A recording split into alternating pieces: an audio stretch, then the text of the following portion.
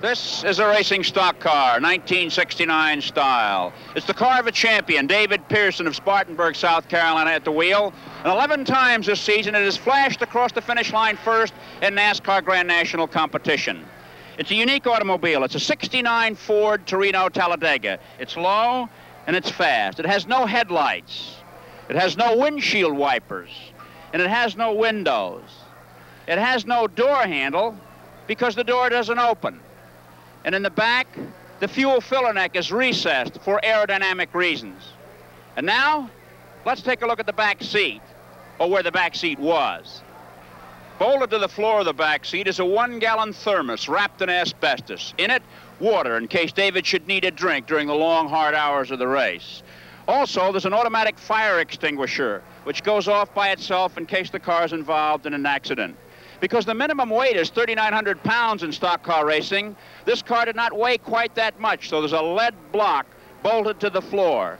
Also on the floor is a motor-driven rear axle cooler, and then throughout the back are the safety roll bars to keep the car off the driver should it overturn. And now, let's take a look up front.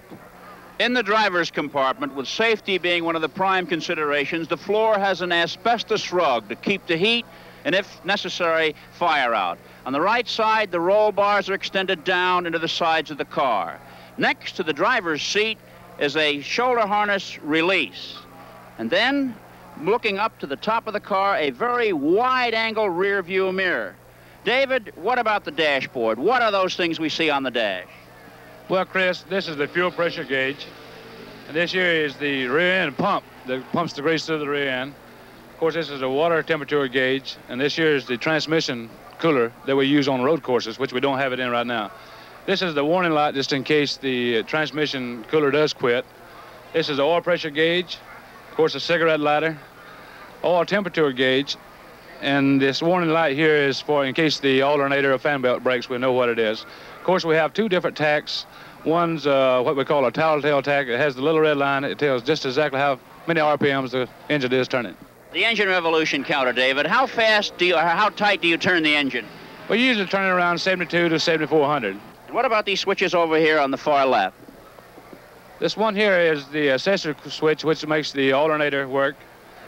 This one here is the rear end cooler, and this here is an extra switch in case the other ignition gives out. And this here is a switch, and this one here is the starter.